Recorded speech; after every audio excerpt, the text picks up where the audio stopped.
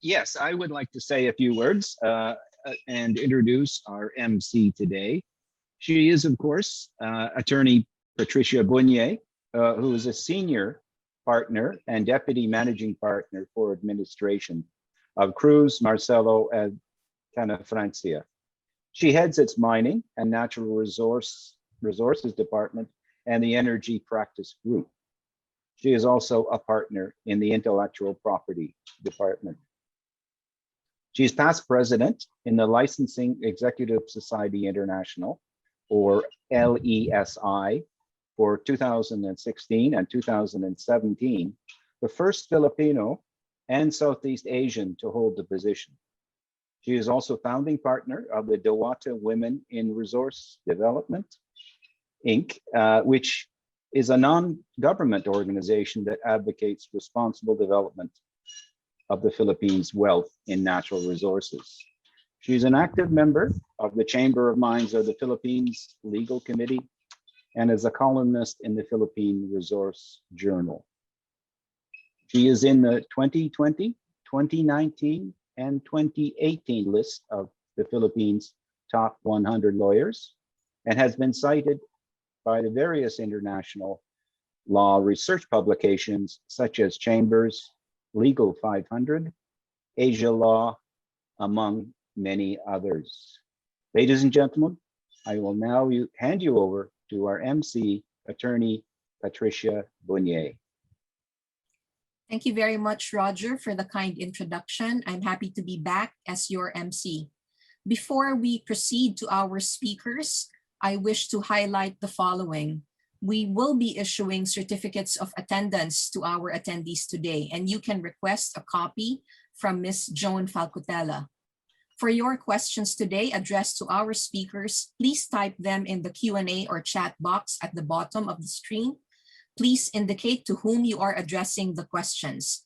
I will then read them out to the speakers after all their presentations during the Q&A sessions. And we will hold the Q&A after all the speakers have made their presentations. And now to our main presentations for today.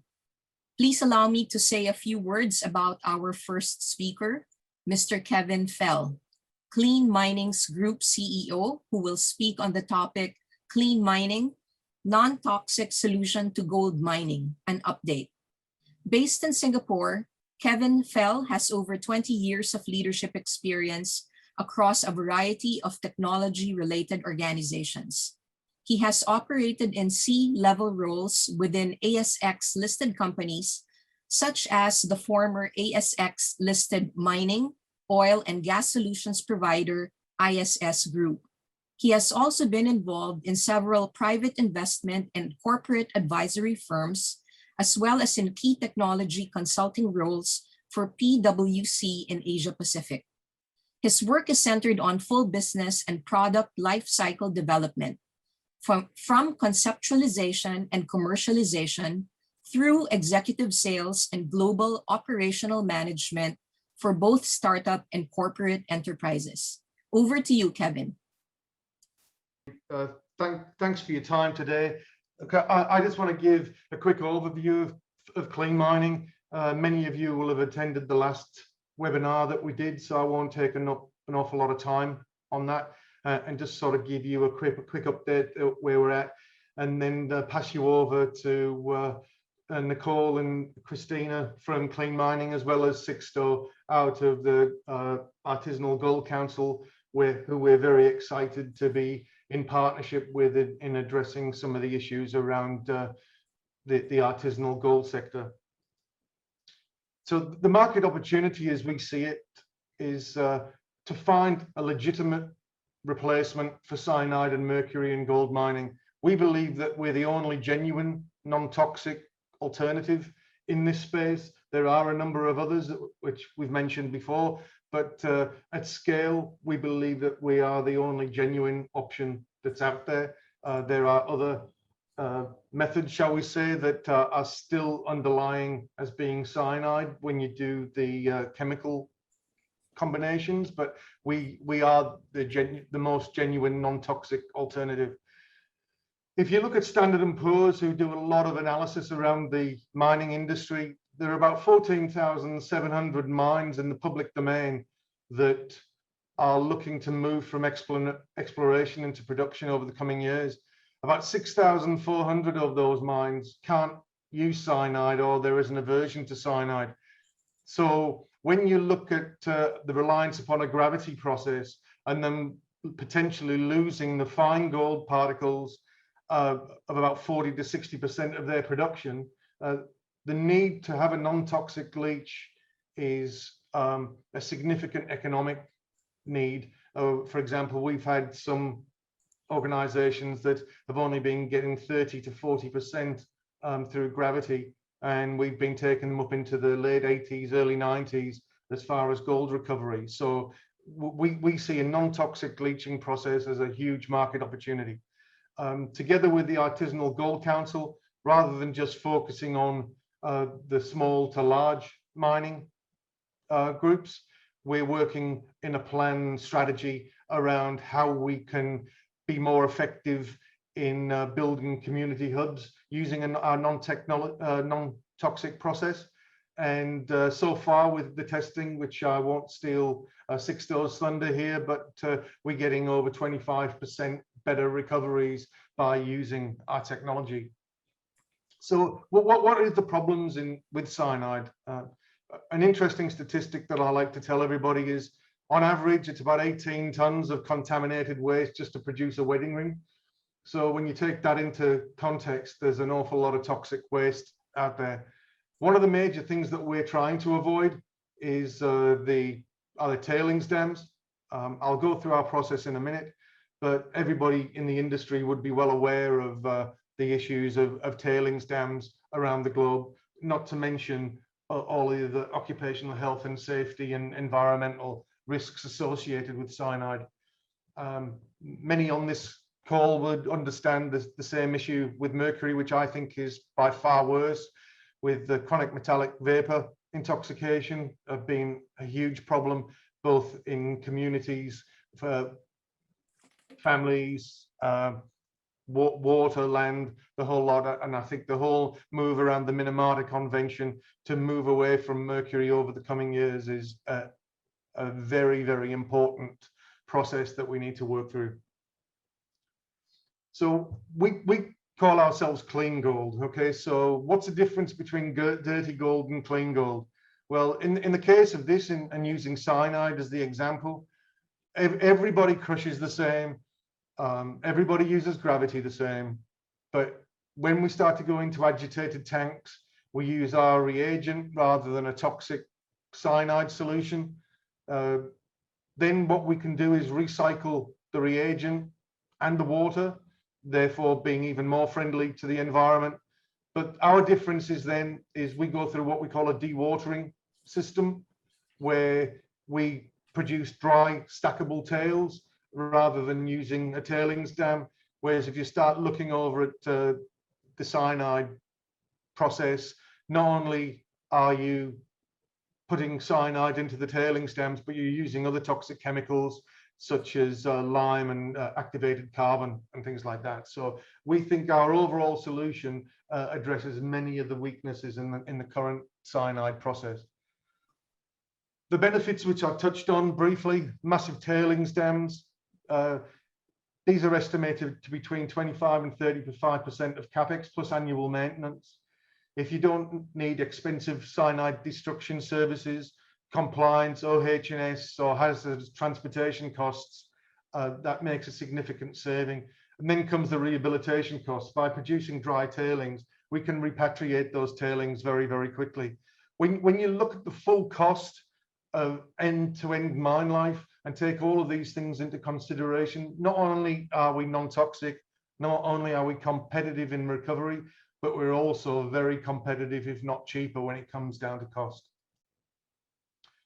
Many people ask me the question, is it scalable? It's okay if it's five men, but what happens when we get to some fairly decent size mine sites? Well, the first site that started to use this technology prior to us owning it was Barrick Mining. They had a particular problem ore, a double refractory ore in Nevada. And CSIRO in Australia were given a mandate to look to how they could recover the gold from this problem ore. So they produced this solution specific for that ore type. And what we've done since then is move on and make it a much more ubiquitous solution across ore types. But as you can see from this slide here, Barrick is still in production since 2015 and producing 13,500 tons a day. To me, that is a fairly decent sized mine and shows that the solution that we have is scalable. I mentioned earlier on about Standard & Poor's. This is where I got the numbers from. This is a breakdown around the development stage and the various regions where those mines are coming through. But if you look at 6,340 mines, we think that that is only probably 30 to 50% of the actual number, because not every mining company subscribes to Standard & Poor's and provides them the data. But as you will see, there's a significant market already for people that can't use cyanide.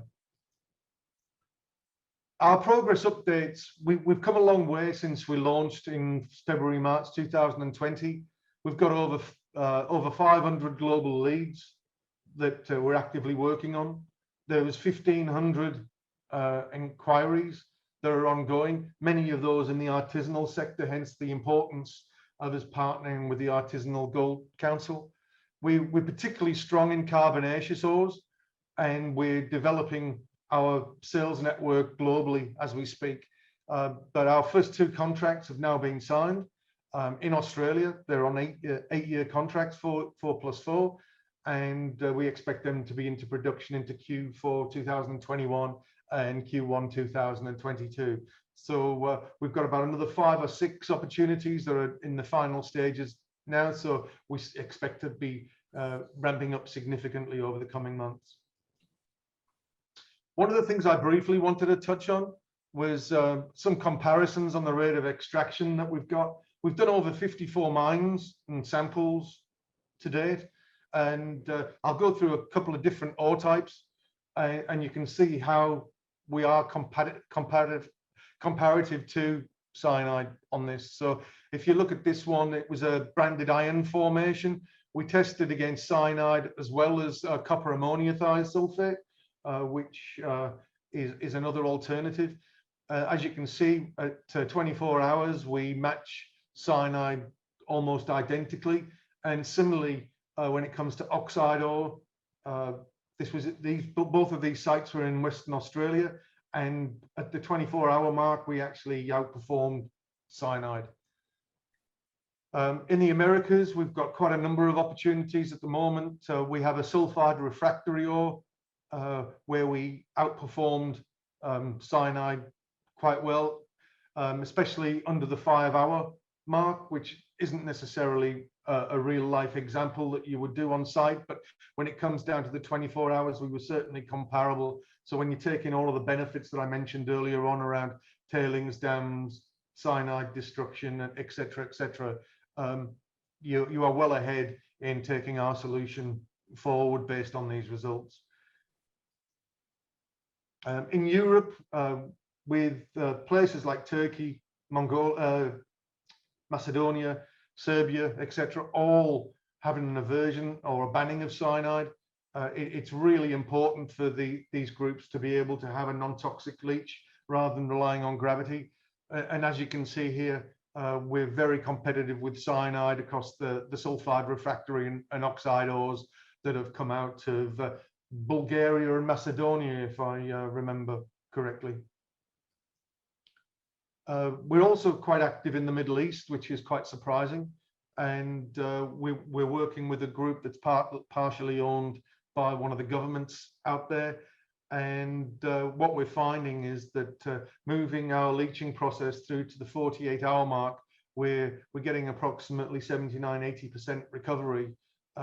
This time frame isn't a problem for the customer that we're dealing with. However, if they want to pull that back to 24 hours, we're still competitive with cyanide. So it's about an optimization exercise on what are the best recoveries and best cost of money towards the 48 to 50 hour mark. The strategy for the Philippines that we're going through at the moment, we've noticed a change in the Philippines over the last few months. And there seems to be a lot more discussion around embracing sustainable, environmentally friendly mining processes. We're not getting as much pushback that we were talking around with foreign investment. There's perceived to be stability and governance around that, especially when it comes around 10 years of leases, etc. And given the fact that we are the only non-toxic solution that meets those government and authority needs, we're looking for partners now, starting with the Artisanal Gold Council for the artisanal sector, but moving more and more into the medium to larger scale mines out there, and we have a number ready to move into testing. But we are very excited about our progress with the Artisanal Gold Council, and I won't take much more time from everybody today. I really want to get into our Q&A and technical discussions with Sixto and the rest of the team. Thanks very much. Hand back to you, Patricia. Thank you very much, Kevin.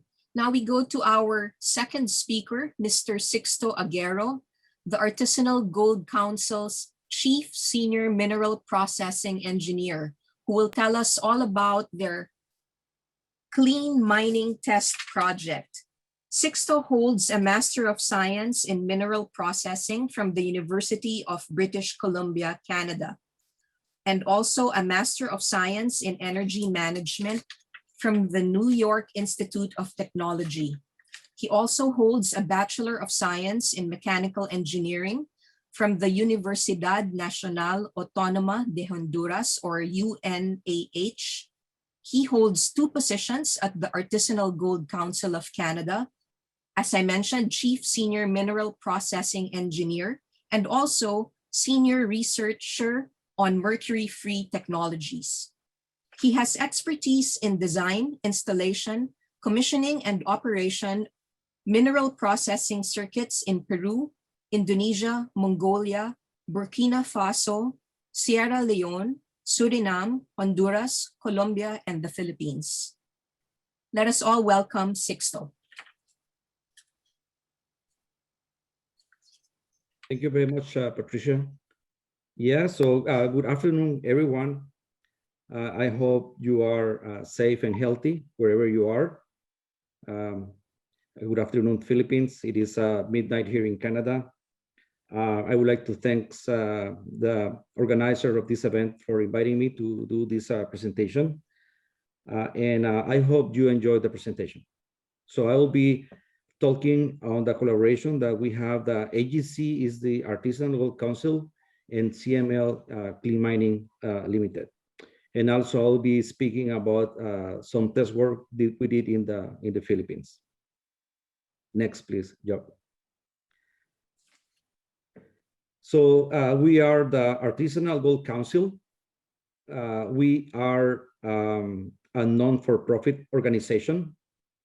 It means that we don't make profit out of the projects that we develop. The mission that we have is help the miners worldwide to reduce and eliminate the use of mercury into their processing. The headquarters are based in Canada. You can see the yellow star on the map of Canada. We are located at the western part of Canada. And on the red dots that you see in this map is actually, it can be either current processing facilities, or it can be facilities that are in progress. So in America, we have projects in Peru, Colombia, Suriname. In Africa, we have Burkina Faso, Sierra Leone. And in Asia, we have Mongolia, the Philippines, Indonesia, and Papua New Guinea. The black dots that you see on the map, they are projects that we have already finished, or projects related to national action plans where we help the governments to establish and to create the mercury reduction programs. Next slide, please, Joe. We are how do we do this, reduce and help the miners to reduce the use of mercury? So we do teach them, and we do install equipment to make these facilities to be efficient, to have a higher recovery, to have a higher efficiency, and help them to reduce the use of mercury by the introduction of mercury-free technologies.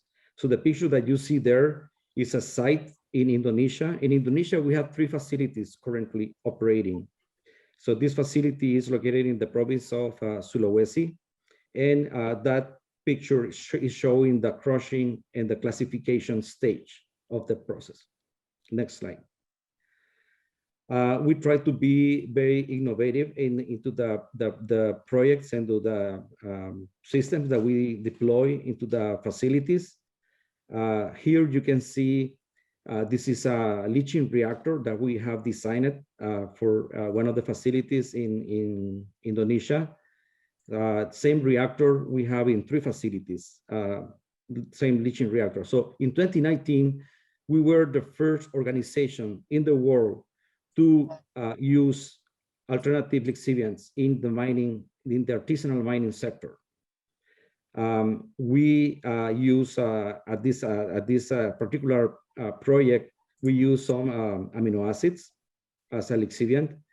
And in this reactor, we use 250 kilos, approximately at 40% solids. We're getting reporting efficiencies higher than 90%.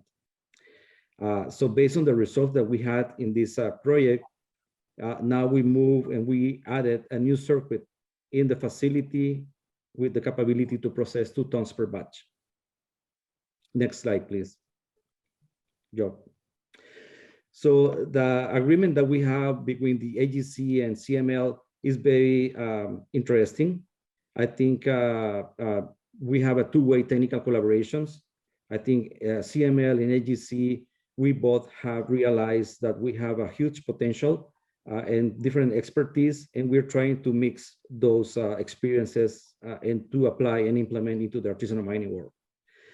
So the idea is to have that 2-way technical collaborations with the experience that we have had in the field and try to introduce CML reagent, leaching reagent into the ASGM sector. ASGM is artisanal small-scale gold mining.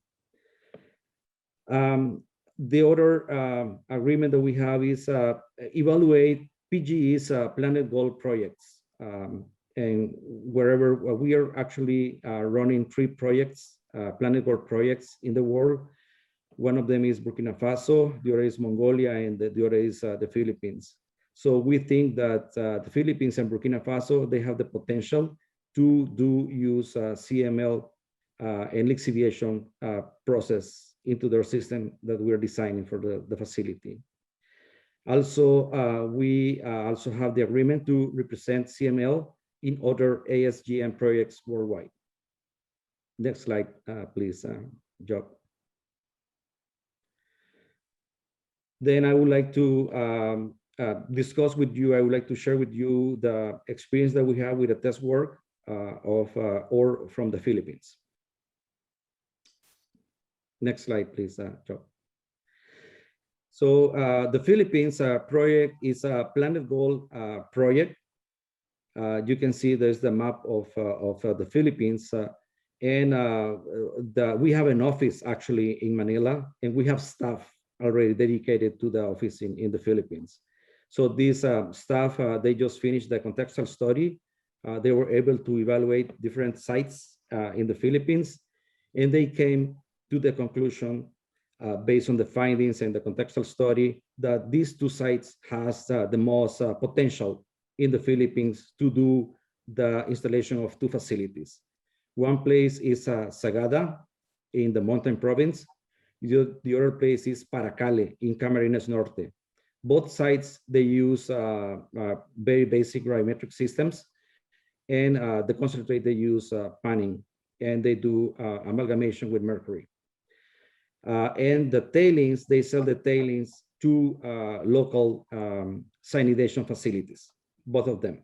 So the idea is to introduce into these 2 sites efficient equipment and teach the miners how to reduce the use of mercury or eliminate in the best case. Next slide, please, Joe. So this is the ore that we were able to test with CM leaching. You can see the grade is 15 grams per ton of gold. It's 8 grams per ton of silver. There's a few organics into the ore. And basically, this, I will say, this is a quartz vein ore, gold ore with some pyrite inclusion, gold into the pyrite inclusion. Next slide, please. This is the mineralogy of the ore. You can see quartz is mainly prevalent into the ore. It's 54% is quartz, 25% is calcite. This is an organic compound that may be a challenge, maybe make a challenge ore to do the processing. And mica 6.49%.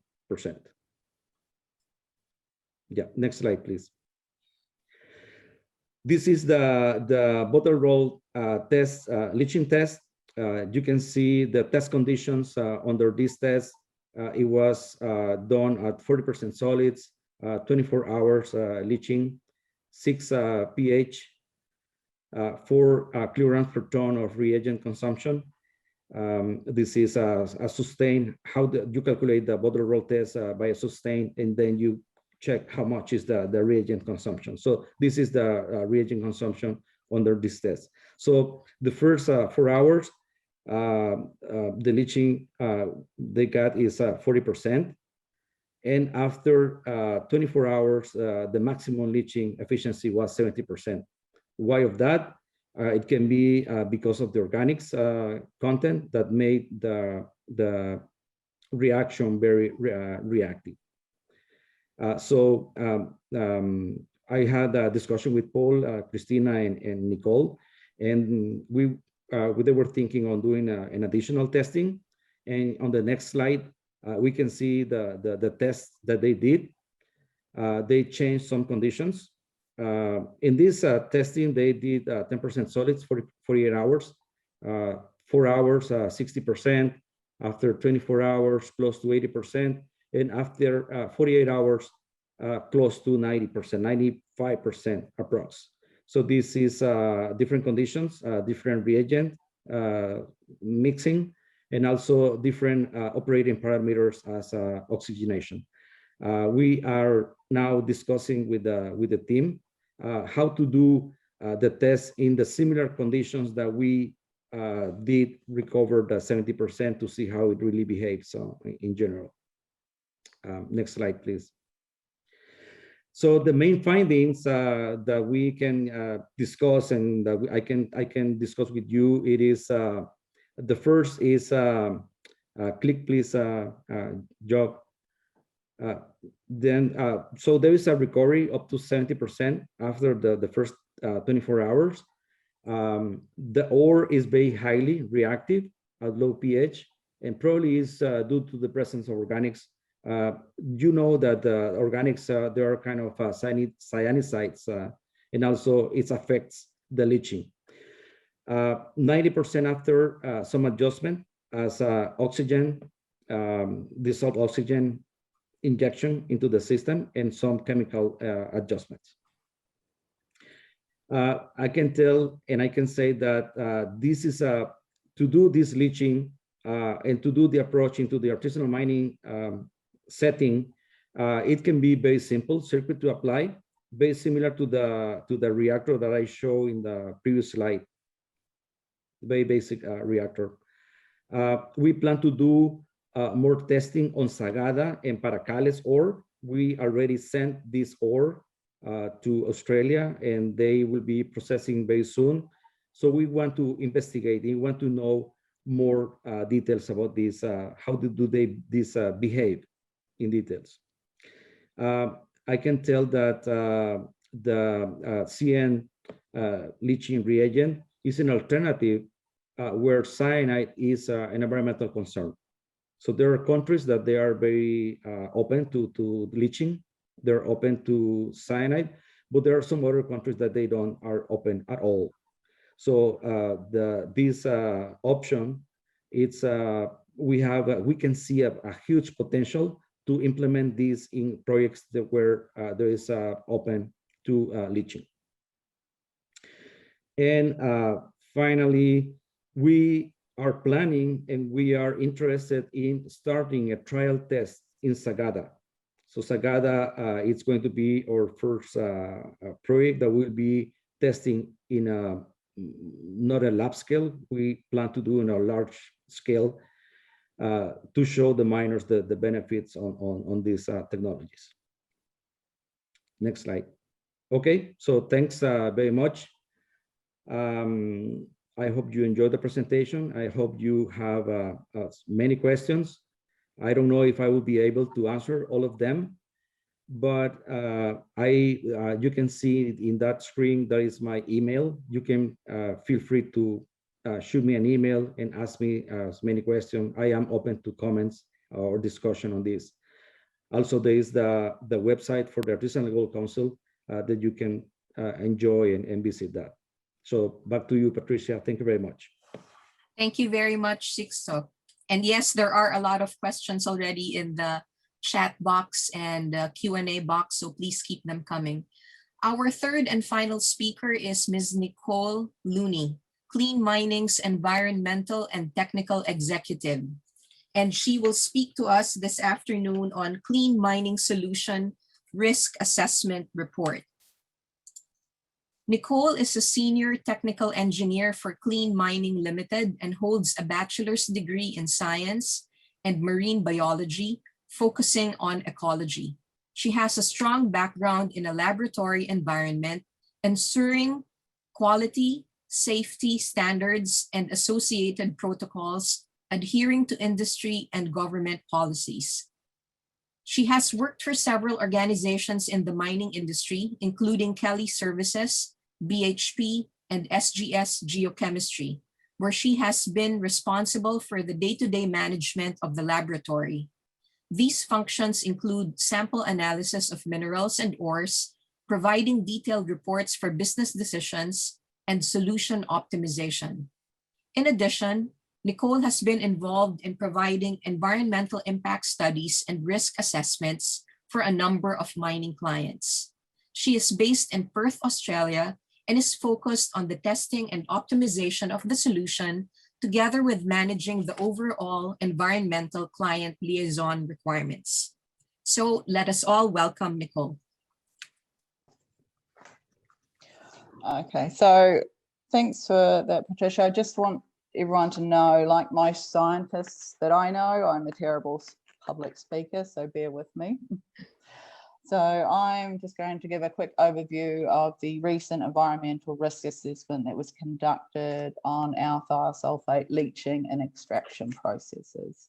So if you can start with the next slide, please, Job.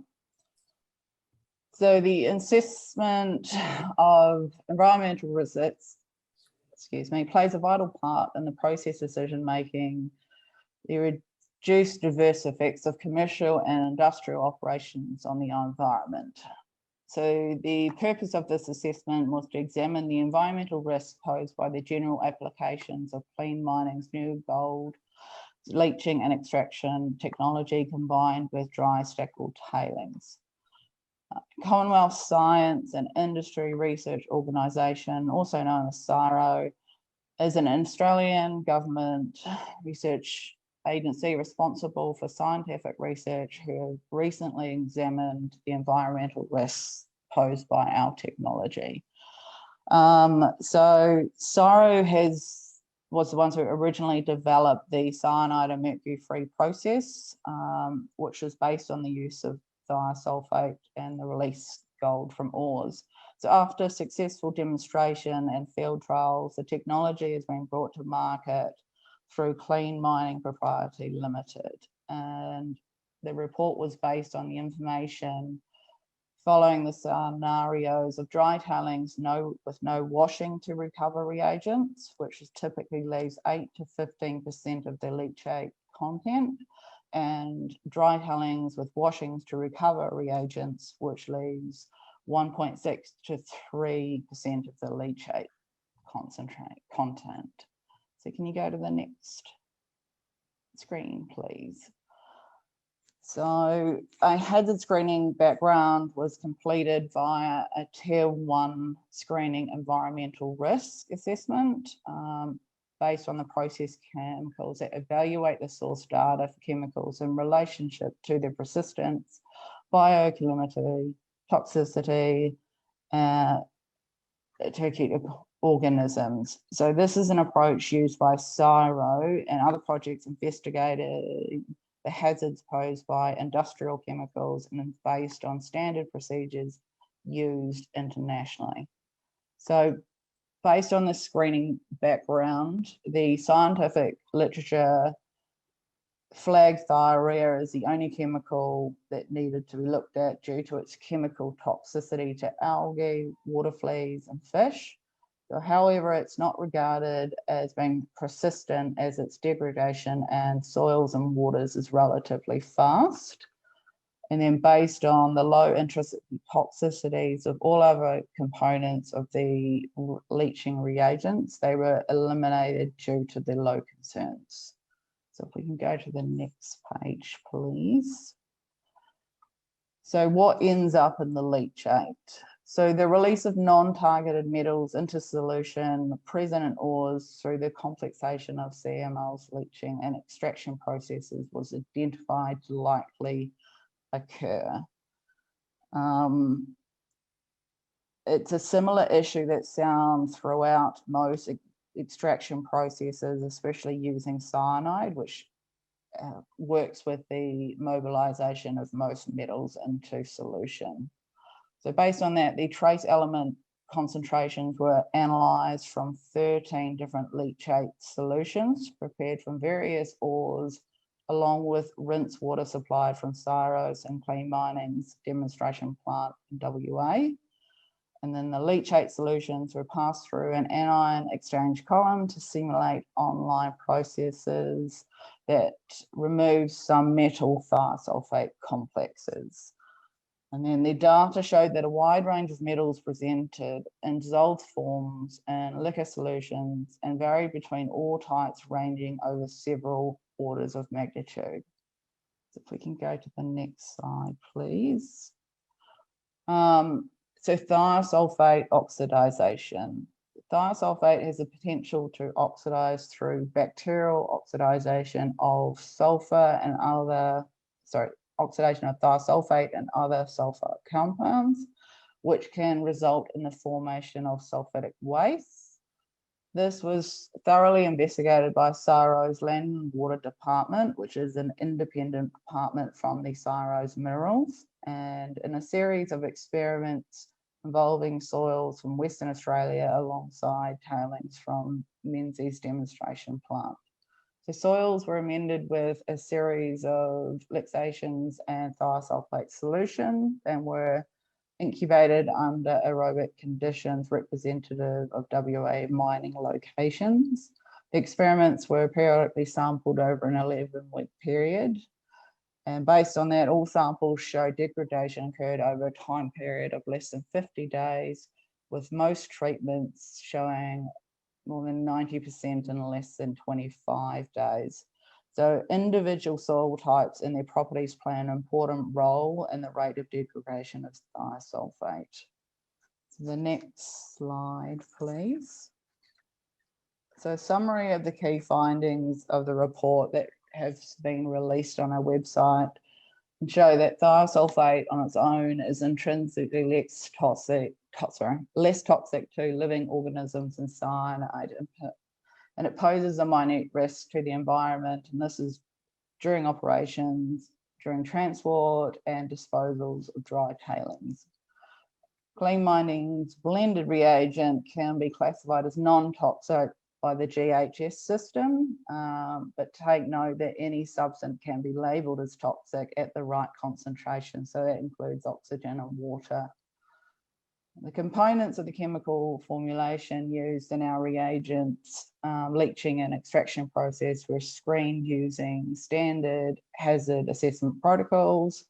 As we said, thiourea was the only one flagged as being potentially toxic, and the scientific literature and its assessment results indicated that the reagent readily degrades in both soil and water environments, which generally produces a non-toxic product over a relatively short time scale. So that's a half-life of several weeks, and this was both in soils and water. Take to note that our thiourea component is less than 10% of the formula. So by the time it gets into the ore and into the water, the concentrations are already below the detection limits that are considered potentially harmful. So if we go to the next slide. Applications of extraction process of the ores resulted in the production of waste liquors that contained a range of dissolved metals, which were all mobilized into solution through the affinity for thiosulfate. So these included lead, copper, cobalt, and zinc. And the risks posed by toxicity of the mobilized metals such as copper and gold, they formed more of a threat than the reagent itself. So that was a really good finding for us. And thiosulfate has a relatively low toxicity level by itself, but literature has pointed out that it does have the potential to oxidize through bacterial oxidation of thiosulfate and sulfur compounds known as thiosalts, which can result in the formation of sulfuric acid. However, it's important to note that the production of dry tailings, which is something that we really recommend, does drastically reduce the risks on sulfitic waste. So the fate of thiosulfate and its potential to produce acid was independently investigated by SARO's Land and Water Department in the series of experiments from soils of Western Australia, and to note the tailings from Menzies demonstration plant. The tails from the Menzies demonstration plant were from 2.5 years ago when they ceased operations. So we had a good chance to look at what our reagent would do on a timescale of over 2.5 years.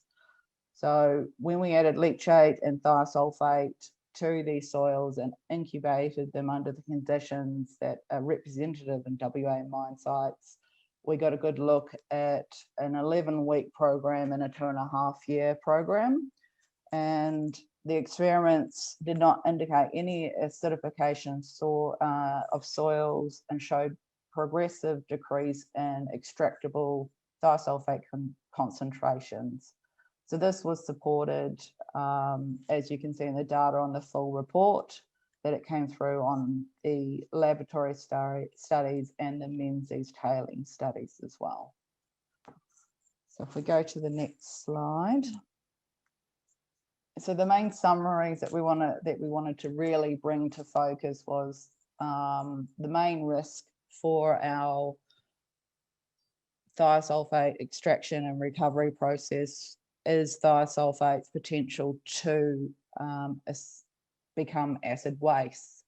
So based on the findings of both literature and our studies, we found that it is unlikely to occur because we've got pH bufferings in the system as they mix well with the solids matrix, and it's demonstrated when you view the full report. So 10 different experiments were conducted to investigate this likelihood of happening, and the standout conditions that showed out to us that had the most rapid decline of thiosulfate and no consistent changes in the soil pH were moisture levels representing 10% field conditions, which is why we recommend a dry stackable tailings rather than a wet tailings dam. And we looked at the elevated sources of trace elements in the dry lixiviants, which no other significant issues were identified to relate to specifically our extraction processes. So as I stated before, we do have similar issues with the mobilized metals and most other reagents and extraction processes. So this is just something that you would monitor as your own individual mine site, not necessarily due to our reagent processes. We talk about the washing of tails reduces the risk of the residue leachates and will potentially help remove mobile metals that will go out to your tailings, as well as natural attenuation processes such as absorption, buffering, capacity, and dilution will reduce the impact of these as well. As when we did our laboratory experiments, we looked at dilution barren solution going into tails, and this had the fastest decrease of thiosulfate concentrations, and the levels were close to or below detection limits within 2 weeks, which is vastly improvement on, say, 100% moisture conditions in the field. So the concentration and ranges of metals present will depend on types of ore being processed. So unfortunately, we don't have a magic reagent. If you've got something nasty in your ore to start off with, like arsenic or lead, before it's processed, it will still be there at the tailings on the other side. So it doesn't get rid of it, it's still there, and that will depend on your ore, how it's processed, or what's in it, and something that you need to keep an eye on for your individual mine site. And then overall, it was concluded that clean mining, thiosulfate, leaching and extraction processes combined with dry stackable tailings poses minute environmental risks. The risks identified are manageable through the application of appropriate monitoring and controls. So based on these findings, we recommend that you wash your tailings, one, to help recover reagent, but also to help remove any mobile metals present, and to produce dry stackable tailings to mitigate any risk of thiosulfate oxidation. And that's my presentation. So that's back to you, Patricia. We now proceed to the Q&A. And like I said, there are a number of questions in both the chat and Q&A boxes.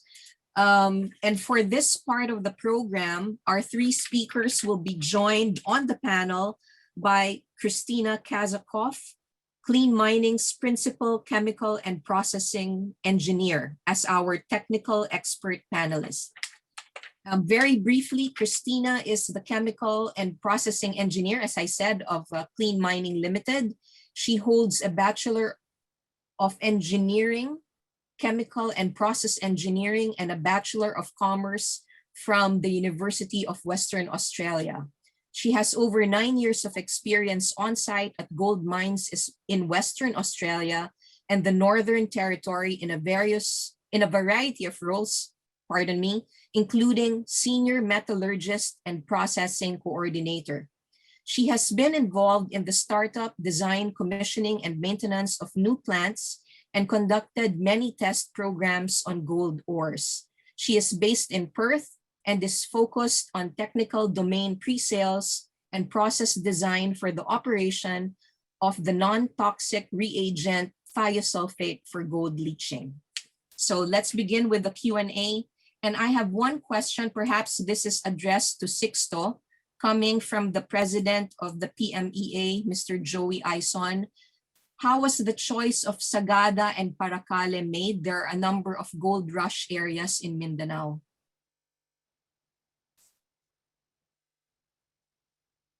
Yes, yeah, I've been trying to reply to the answers on the chat, but let me make a comment on that selection process.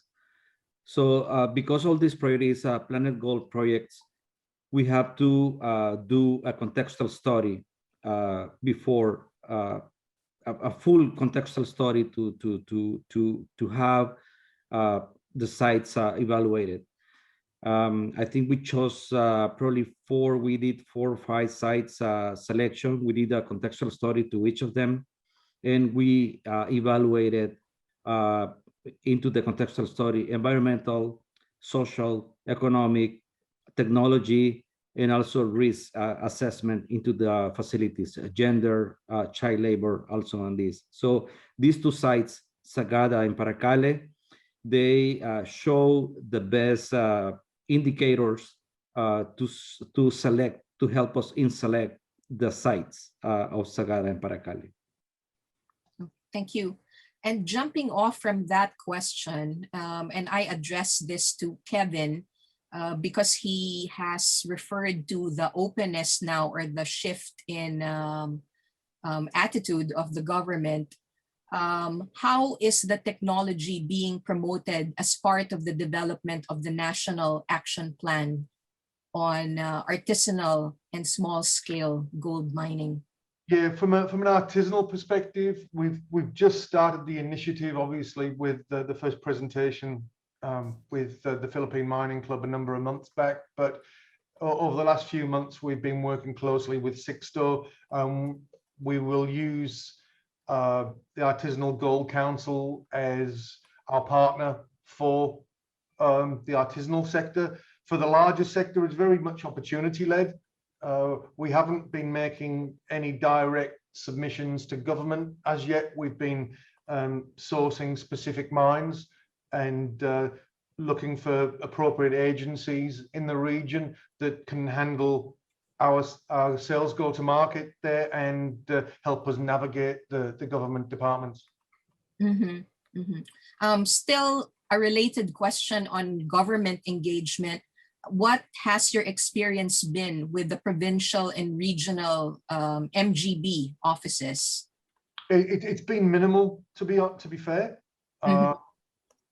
We're very much sort of in the go-to-market, trying to find opportunities out there, and they tend to have those relationships in the government departments. It's something that we do need to work closer with both the communities, with AGC, as well as sort of the government provinces, and start dealing with them directly. We're open to those discussions.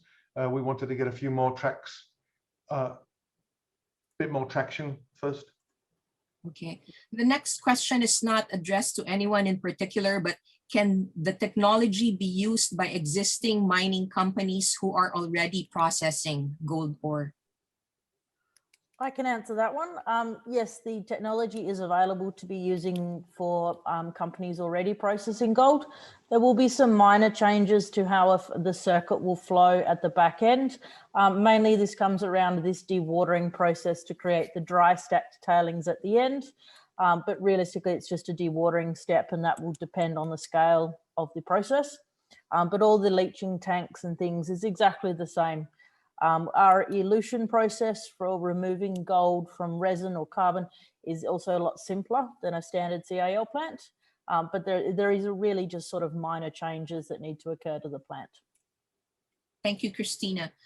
Another question is, someone wants to know the source of your qualifying data. I'm assuming the data on number of mines, etc., is what they're referring to, and that comes from Standard & Poor's. All right. This one is for Sixto. Use of thiosulfate for gold leaching has been around since the 1980s. What were the hurdles encountered in applying this route for recovering gold, and the solutions or remedies made to make this process more feasible? Again, I can probably answer that one. Yes. Thiosulfate has obviously been around since the 80s. The issues that have always come across relates to the leaching kinetics. And that's why when our reagent, we say it's thiosulfate based, but it also contains pH buffers, a catalyst and an oxidant. And where the real struggles have been in the past is getting this catalyst and oxidant system working, that you'll get effective leaching kinetics to match the cyanide.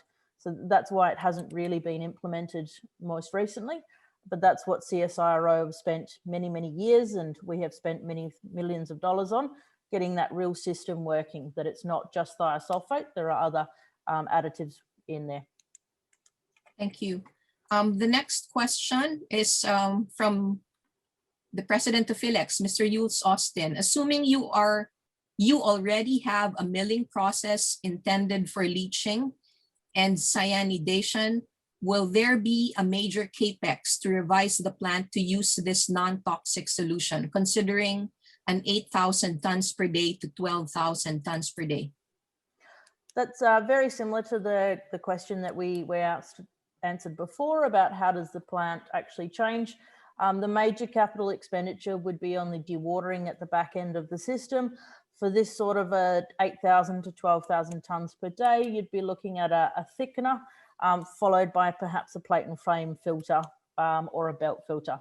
So it just depends about the dewatering system that is chosen by each individual clients. There are many, many different options that can be utilised. So it doesn't really matter, but that'll be the major capital change, trying to recover the reagent and the water is this dewatering step at the end. Thank you. Okay, 2 questions from the same person. Could you quickly describe what process changes, namely technologies, footprint, and budget aspects, are required for the recycling of both reagent and waters? And then the other question is, what is the recovery percentage of the CML reagent? And then I think I should ask this other question, which is related. What is the cost of the reagent? So with these dewatering or reagent recoveries, they're all off the shelf equipment. There is nothing specific to us of this. Dewatering is quite common across the mining industry. So it will just depend as to what dewatering process the particular clients actually determine. And then that will result in the correct reagent recovery. So again, until you've chosen a dewatering process, we won't know the actual reagent recovery put back in. Reagent cost-wise, it's around about the $3.50 to $3.80 US per kilo, but reagent usage would vary depending on each client's particular mineralogy of the ore. Adsorption with resin takes how long? Very similar to cyanide. So with the carbon absorption, the resin absorption is very, very fast. That's just how it works. I will read this as is. One of the main challenges in mercury replacement is the minimum quantity which can be processed through the new technology. Mercury can be used to recover as low as 0.2 grams of gold, especially alluvial gold ASM processing. Will this be practical also for the CML? Yes, so our reagent, you just think of it really similar to how it behaves with cyanide and mercury. It does the same thing. It's all about dissolving the gold and getting it into a form that you can then recover. So that we have no issues with leaching even significantly lower grades than 0.2 grams of gold. Mercury is not as good at recovering gold. Mercury really is only looking at larger particles, whereas we can leach really ultra-fine particles and the invisible particles, things that you can't see with the naked eye. And that's the advantage of our system, is that we can really expand the recoveries of gold possible. Mm-hmm.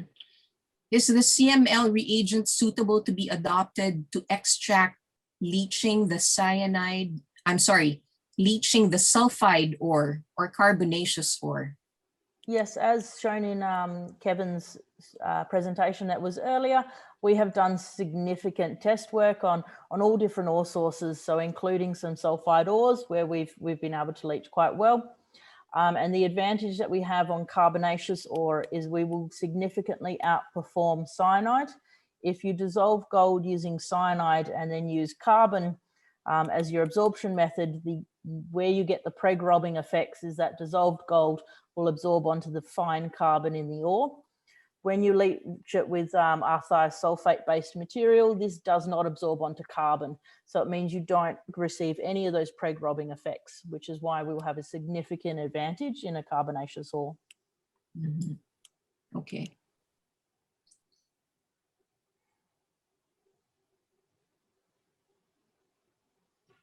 Okay, there's a comment here. We are now working on a project to reprocess gold tailings in one of the gold mining districts here in the Philippines. Will remilling the tails to 500 mesh increase recovery of the residual gold? This will really depend as to where the gold sits in the tailings. There are forms of gold that are unrecoverable even with remilling. It will just depend as to whether the regrinding will actually liberate the gold and allow it to be available for leaching. Okay. From the same person. Currently, there are sodium cyanide replacements coming in the Philippines from China.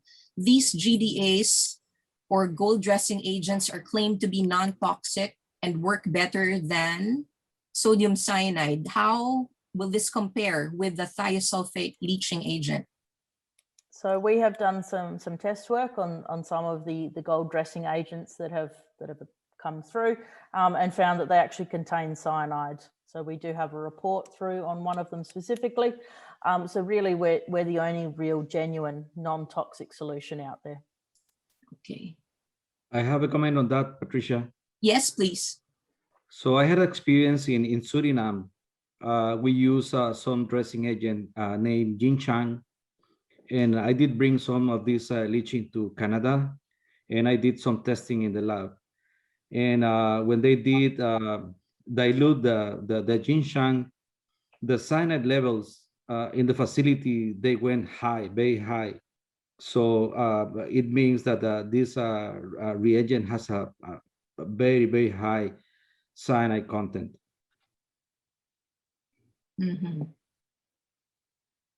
Thank you, Sixto. Here's one for Nicole. On hazard screening on the Tier 1 qualitative screening / environmental risk assessment and bioaccumulation and toxicity to organisms, have you done screening also on aquatic plants, which small organisms use for food, shelter, and spawning, other than screening on fish and algae? I am not 100% sure on that answer. Reason being is it was screened on the data that was available on past research. If it didn't show up on past research and it hasn't been looked up on past research, then the answer is no. But if it has been done on past research, then and it didn't show up, it didn't pose a threat. So I can definitely double check to see if it was in past literature and get back to you. But if it hasn't shown up for a certain reason, it's not there. It won't affect it. Yes, there are some questions from people who want to contact you, asking if you have an office here in Manila, how can they set up Zoom meetings and so on. So our contact details will be made available, and definitely we're always open to Zoom meetings. Nicole and I are based in Perth, but we do have an office also in Singapore. So we do most of our communications via Zoom. So once our details are out, just get in contact and we can arrange that. Okay, thank you. There's a comment here. Modifying from 40% into 10% solids yielded 95% gold recovery after additional 24 hours of leaching.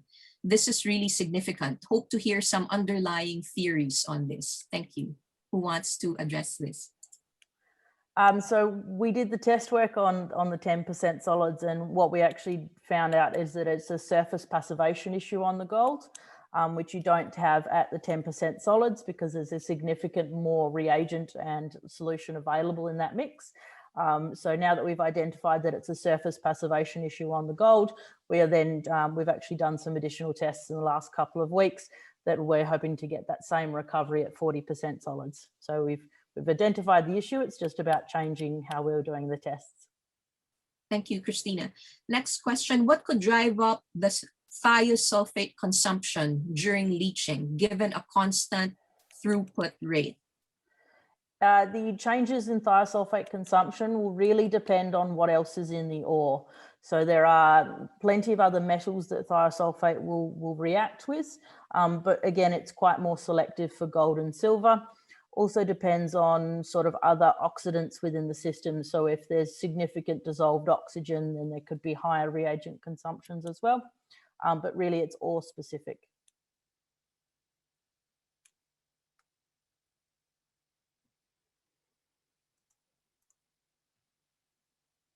We have a guest from Malaysia wanting to know if there have been any inquiries on the non-toxic reagent from Malaysian miners. I can take that one. In the early days, we had one query from a Malaysian mine. I believe it was listed on the Singapore Stock Exchange, but since that one, there hasn't been an awful lot of queries, to be honest. Most of it's sort of been Philippines, Indonesia, and Australia, if you're looking at a Southeast Asia, Australasia region. Okay. I believe we've gone through all the questions, unless there are some.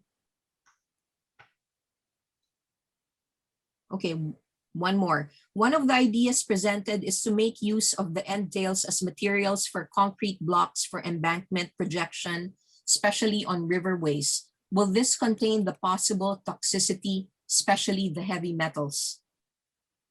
This will depend as to what is actually involved, so what's in the ore to start with. So as Nicole pointed out, with our process, we're adding no toxicity to the ore, but if there are contaminants within the ore already, these will probably still be there at the tails. So that's something that would need to be investigated as a site-specific issue. Thank you. Yes, I believe we've covered all the questions in the chat box and the Q&A. So unless there are any more, Patricia, can I Yes. just ask a live Sure. question of Sure, Roger. Sixto? In my past, I've been involved in mining down in the Camarines Norte area, specifically the area where our RTG is, not in Mabilo, but in Nalaspitan, which is way up in the hills. And at one time, there were 10,000 small-scale miners there, and I presume they're still there and still using mercury. I mean, that would be an ideal site. You know, part of the problem, and I know the area, and I know a lot of the supply of mercury comes from some of the responsible persons in power. There, in my view, there may be some blowback from these people when their mercury business dries up. Have you had any indications that might be the case? Well, that is a really good question. We try not to compete with the supply chain of mercury. Sometimes the experience that we have seen in the worldwide with other projects, we try to do kind of partnership with them.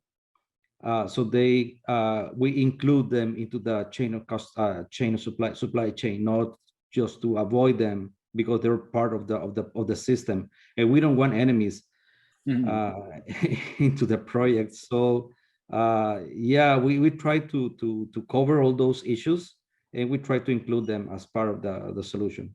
Solutions. Okay, very good. Okay, that was my one question. Okay, Patricia. All right. So that brings to a close our Q&A for this afternoon. And just to post some final reminders, as stated at the beginning of the webinar today, we will be issuing certificates of attendance to those who need them. You can request copies from Ms. Joan Falcotella. And for our next speakers for the Philippine Infrastructure and Construction Club and the Philippine Mining Club, the next webinars will be announced on our numerous social media platforms and in our newsletters. And we look forward to seeing you at those webinars. So the last part of this is for us to turn on our cameras for the photo. Please.